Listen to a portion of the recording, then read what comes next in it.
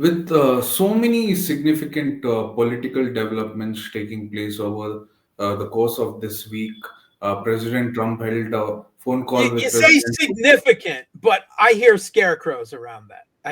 I mean, scare quotes around significant. So go ahead. Significant political events. and with President Zelensky being denied the Tomahawks by President Trump as well. How do you think? Do you see any progress being made on the diplomatic front? Because people were skeptical, and now that President Putin seems to kind of be opening up to President Trump on the diplomatic front, and obviously President Zelensky left disappointed. And would Tomahawks have made any difference at all apart from just needlessly escalating the conflict?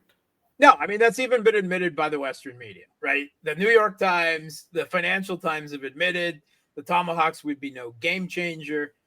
First of all, the U.S. can't uh, afford to give up of the productions. They have a stockpile of Patriots, but their production rate is less than 100 Tomahawks a year, right? 57 Tomahawks last year. That's it, right? Or sorry, 120 over 2 years. So yeah, about 57 a year, and they burned through half of those that they've built over the last 2 or 3 years. Recently in Yemen and in Iran, and they just need them for too many things. They don't have enough of them. They don't make them fast enough. And man, they've got a regime change operation in Venezuela. They've got to launch. They've got a war with China that they want to wage in the Pacific. They just can't afford.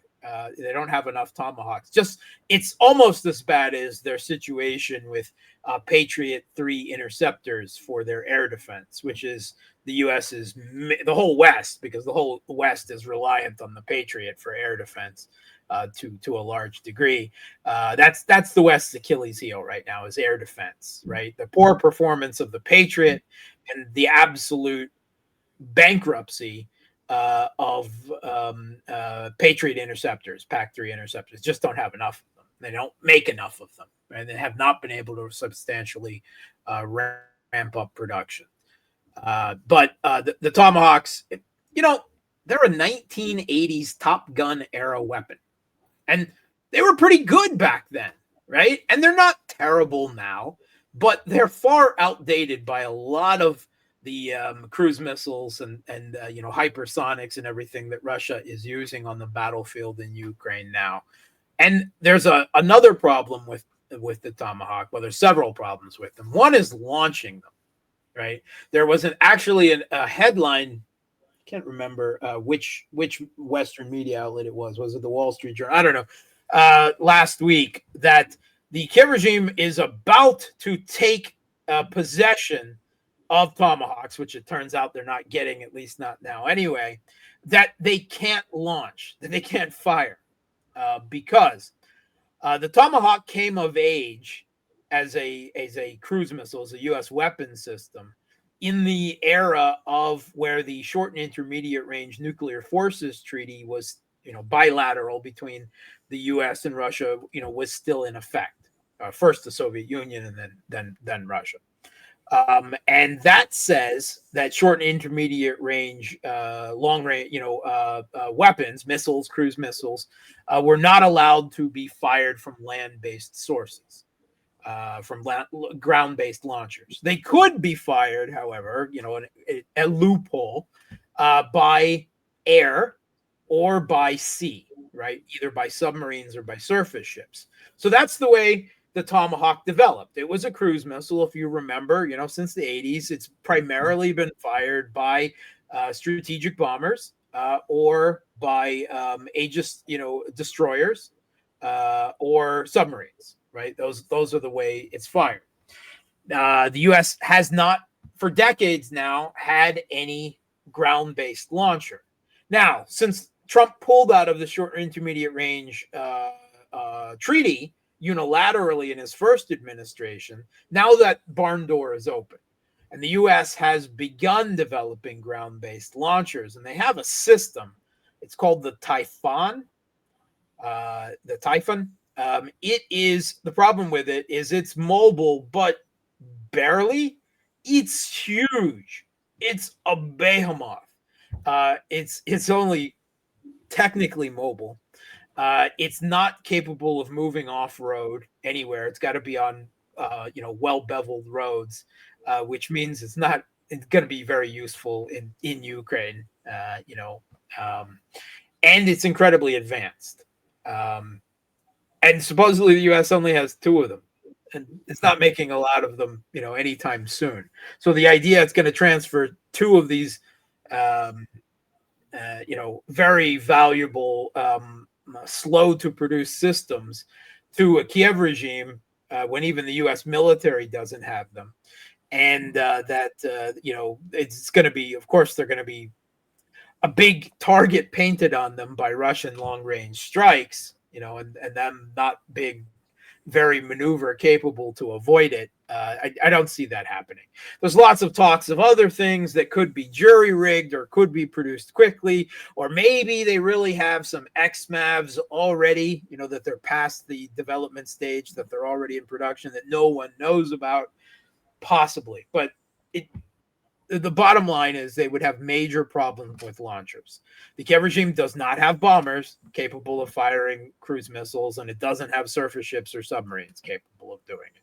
So it's got to be some type of jury-rigged. And that means even if they transferred the Tomahawk to the Kiev regime, that they wouldn't be able to fire them, in any substantial numbers, perhaps for a year, perhaps for 2 years or more.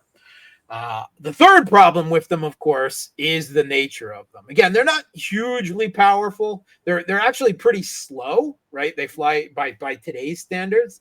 They fly at subsonic speeds, and they're fairly big, right? Meaning they're a great big target for Russian air defense and electronic warfare. And all through this conflict, the U.S.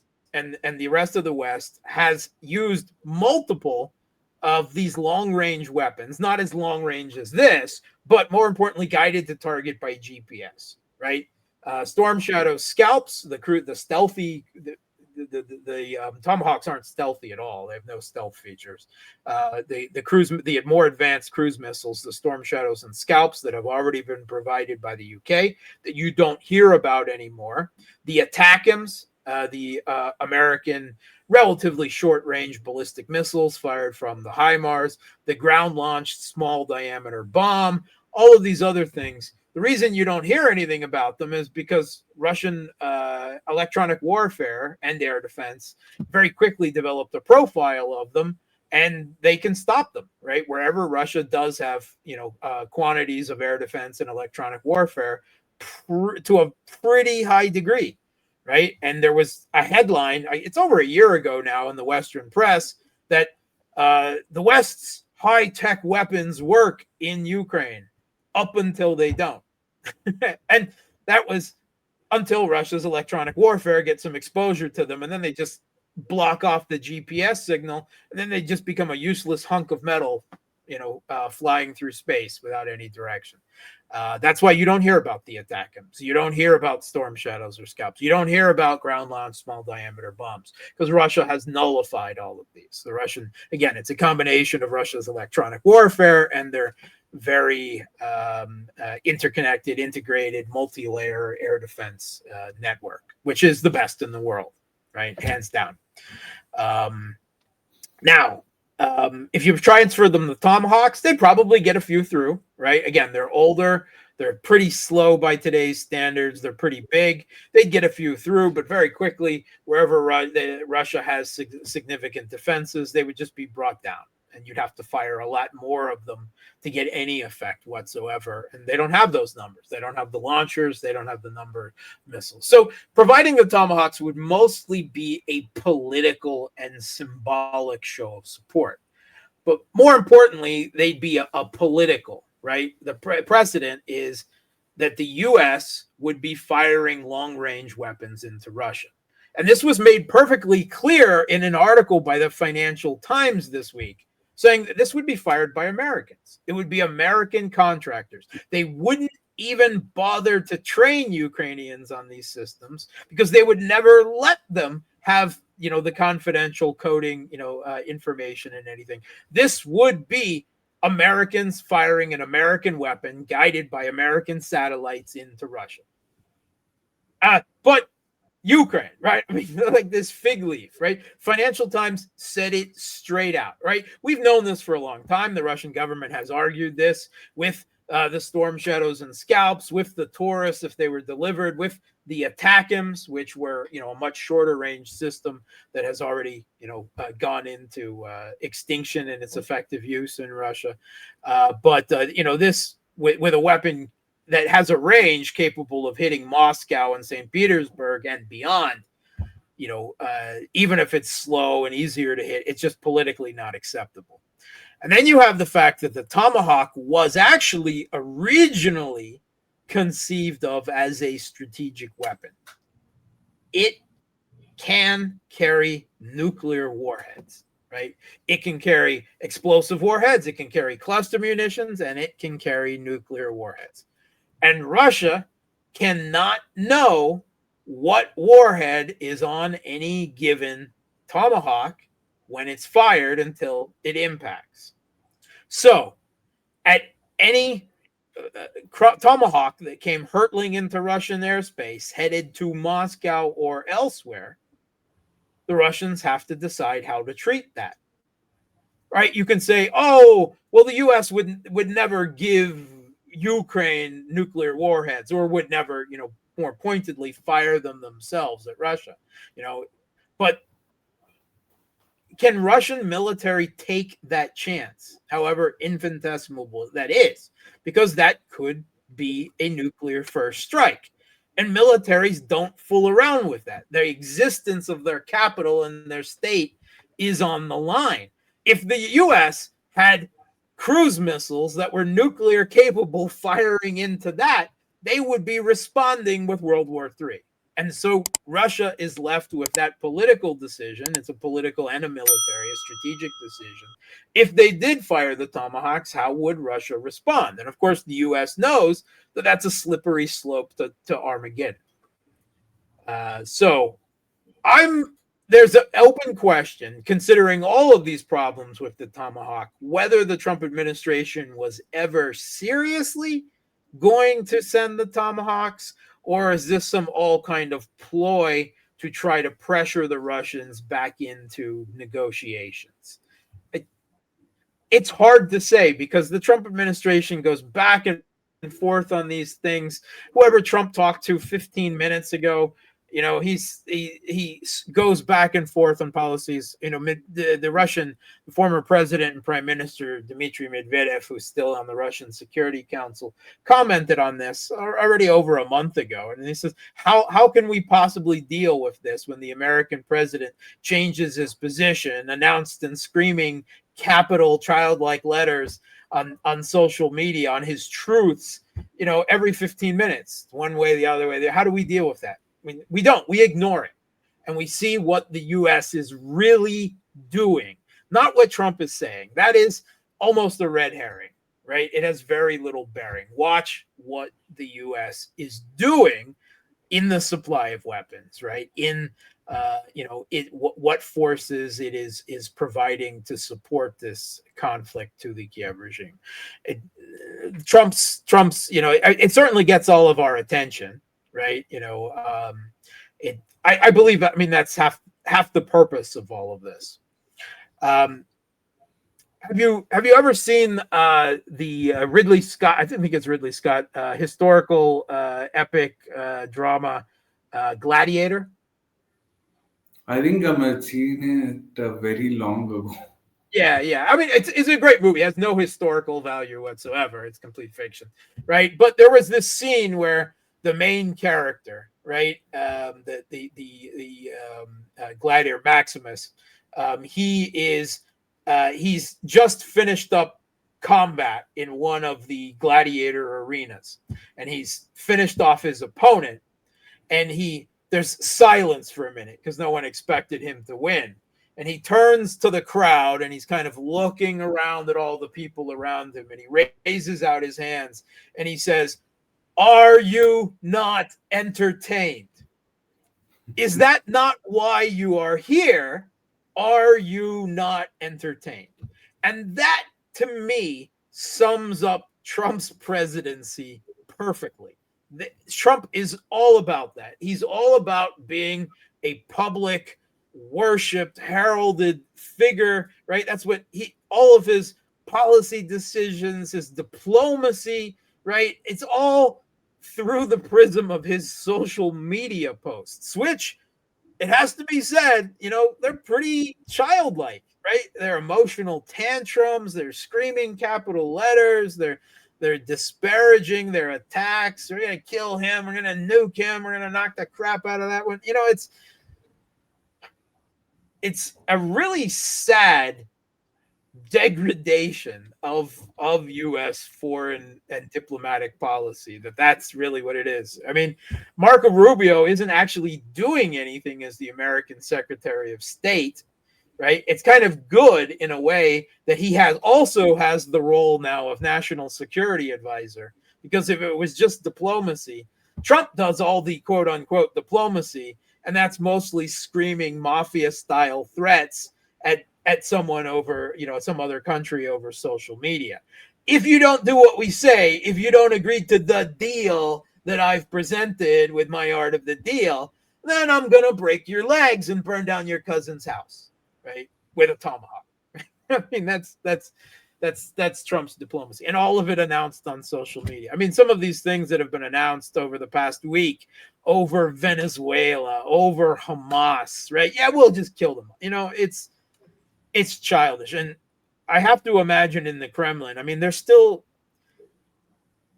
actually seems to be some disgruntlement, some disagreement now emerging within the Kremlin, right? It's not turn over the government, but there's obviously disagreement. It's very obvious that Putin wants to continue this game of engaging and attempting to manipulate Trump, which I believe is a fool's errand, right? Ultimately, Trump changes his mind very easily. He's extremely susceptible to flattery, appeals to his ego and narcissism. He wants it that way. I mean, that's the way he does things, right?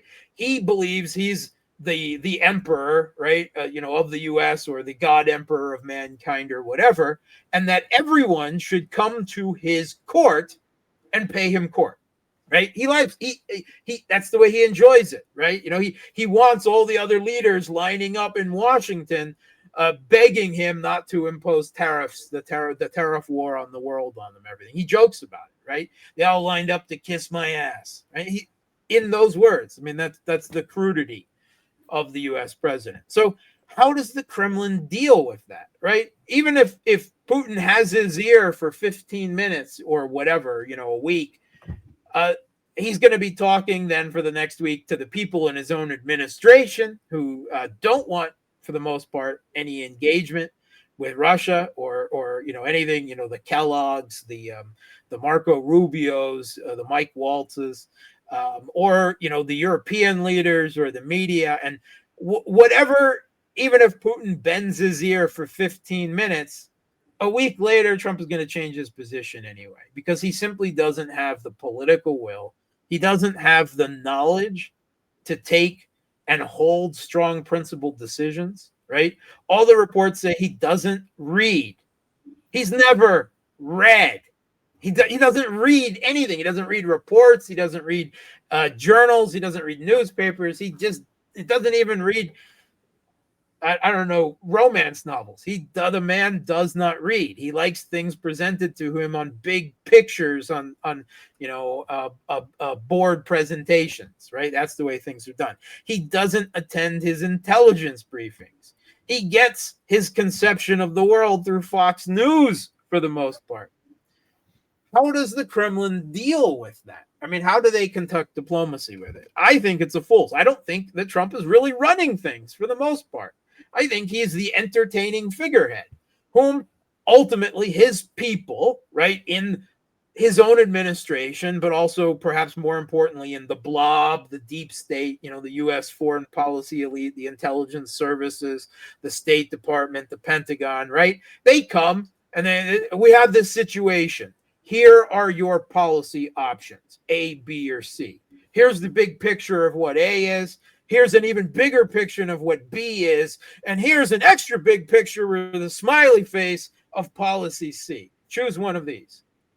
That's all your options, right? And of course, any one of those play in their hands, right?